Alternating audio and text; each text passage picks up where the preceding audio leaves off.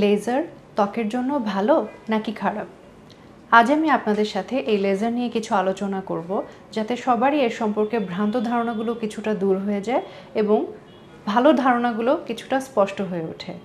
আসসালামু আলাইকুম এভরিওয়ান, আমি ডক্টর তাহমিনা ইসলাম, কাজ করছি EW Villa Medica Bangladesh premier সেন্টারে, ডিপার্টমেন্ট অফ অ্যাস্থেটিক ডার্মাটোলজি। প্রথমেই আসি লেজার কি, এর ফুল ফর্ম কি সেই সম্পর্কে। লেজারের ফুল ফর্ম হচ্ছে light amplification by stimulated emission of radiation, অর্থাৎ এখানে লাইটকে ব্যবহার করে বা লাইটের রেডিয়েশনটাকে ব্যবহার করে আমরা কিছু ট্রিটমেন্ট পারপাসে এই লেজারটাকে ব্যবহার করে থাকি।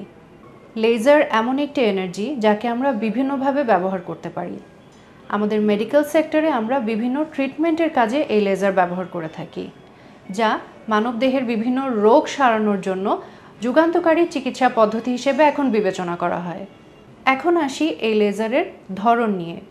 লেজার বিভিন্ন ধরনের হয়ে থাকে। আমাদের অ্যাস্থেটিক ডার্মাটোলজিতে আমরা বিভিন্ন ধরনের লেজার ব্যবহার করি, যেগুলো আসলে বিভিন্ন কম্পোনেন্টকে টার্গেট করে কাজ করে। যেমন কিছু লেজার আছে যেগুলো পিগমেন্টকে টার্গেট করে কাজ করে, আবার কিছু লেজার আছে যেগুলো রক্তের ক্রোমোফোরকে টার্গেট করে কাজ করে, ইভেন স্কিনের যে ওয়াটার কম্পোনেন্ট আছে সেটাকে টার্গেট করেও কাজ করে। অর্থাৎ এই লেজারকে একটি স্পেসিফিক কম্পোনেন্টের উপর টার্গেট করে অ্যাপ্লাই করা যায় এবং বাকি কম্পোনেন্টগুলো ইনট্যাক্ট থাকে, অর্থাৎ অতি সূক্ষ্মভাবে ট্রিটমেন্টটি করা যায় এবং এর পার্শ্ব প্রতিক্রিয়াগুলো কম হয়ে থাকে।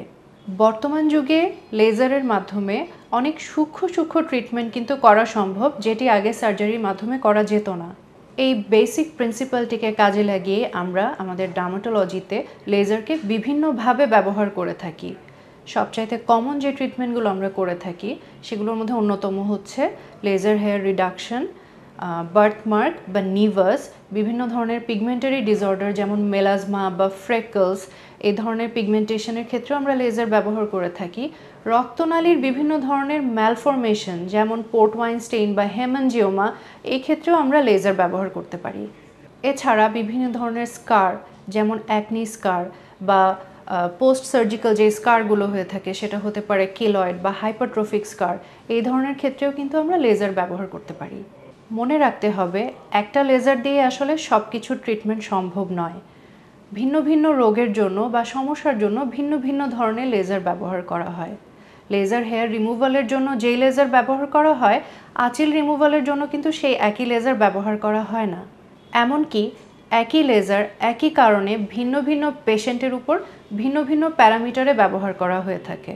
আমাদের জন্য এটি অনেক গর্বের বিষয় যে বাংলাদেশে বর্তমানে পৃথিবীর অন্যতম সমস্ত লেজার ডিভাইসগুলো কিন্তু অ্যাভেলেবল আছে এবং আমরা যারা এই অ্যাস্থেটিক ডার্মাটোলজির ফিল্ডে কাজ করছি বা লেজার নিয়ে কাজ করছি, আমরা সবাই এই লেজারগুলো নতুন যত যুগান্তকারী পদ্ধতি আসছে এগুলোর উপর যথাযথভাবে ট্রেনিং নিয়ে তারপরই পেশেন্টকে ডেলিভার করছি এই ট্রিটমেন্টগুলো, যার কারণে পেশেন্টরা সেফটির সাথে এবং ম্যাক্সিমাম এফিকেসির সাথে এই ট্রিটমেন্টগুলো নিতে পারছেন। সুতরাং আমি বলতে পারি লেজার ট্রিটমেন্ট কিন্তু সম্পূর্ণ নিরাপদ, যখন কিনা আপনি একজন দক্ষ এবং অভিজ্ঞ ডাক্তারের হাতে এই ট্রিটমেন্টটি নেবেন। তবে যদি আপনি ভুল জায়গায় চলে যান, তাহলে এই লেজার আপনার জন্য মারাত্মক ক্ষতির কারণ হতে পারে। এই লেজারের কারণে আপনার উল্টো হাইপার পিগমেন্টেশন বেড়ে যেতে পারে বা স্কারিং হতে পারে। এজন্য আমার পরামর্শ থাকবে, আপনাদের যদি কখনো লেজারের ট্রিটমেন্টের প্রয়োজন থাকে তাহলে অবশ্যই দক্ষ ডাক্তার খুঁজে তার কাছেই যাবেন, তার পরামর্শেই ট্রিটমেন্ট নেবেন। ধন্যবাদ।